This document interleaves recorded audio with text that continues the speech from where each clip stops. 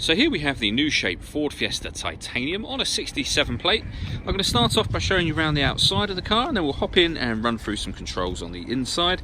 But from the outside you can see that it's a 5-door car with alloy wheels and tinted windows. Let's start off inside the boot and then work our way around the rest of the car from there. So as we approach the boot, you'll see we have plenty of boot space along with that 60/40 split folding rear seat as well.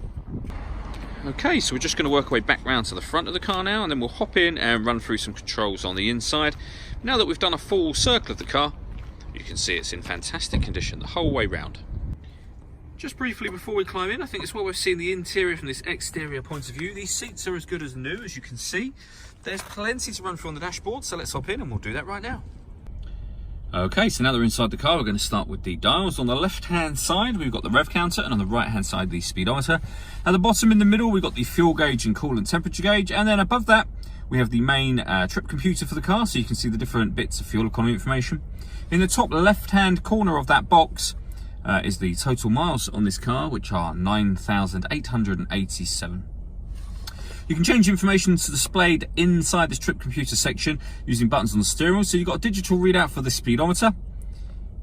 You've got settings menu, phone, your audio, and a navigation one, amongst others. And if you keep going around, you'll get back to the beginning again. And the buttons I was using to do that are these ones on the right-hand side of the steering wheel, just here.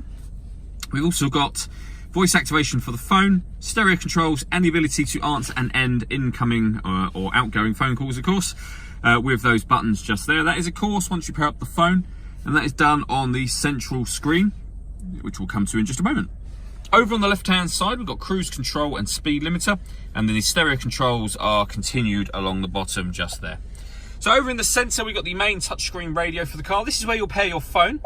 Search for your vehicle on your device and select it once it is found. And then you just follow those instructions on screen. Do that.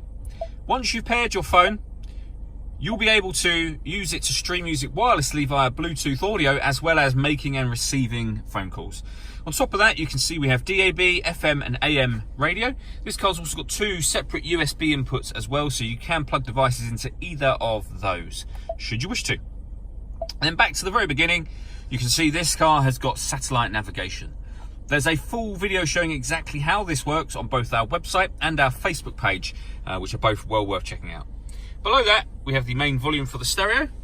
We then have climate control at the bottom here. So you can select the temperature, the fan speed, the direction you'd like the air to be distributed in, and then hit that button to turn the air conditioning on, or hit auto, and the car will maintain that temperature by taking control of the fan speed. You can hear it doing that in the background now. To override that, just readjust the fans at any point in time you wish to. We've also got a heated rear screen and a heated front screen as well. Below that, we have a 12-volt charging socket underneath the cap on the left-hand side, and then on the right-hand side, one of the 2 USB inputs. We have a 6-speed gearbox. And down the bottom here, we have these buttons. So we can turn the car into eco mode. This turns off the traction control, and this turns off the stop and start. So this car is designed to cut out when it's stationary in traffic to save you fuel. You can turn that off via that button just there. All that leaves me to say is thank you for taking the time to watch this video. If you'd like to come and see the car in person and have a test drive, please feel free to call any of our MJA sites. We'd love to hear from you soon.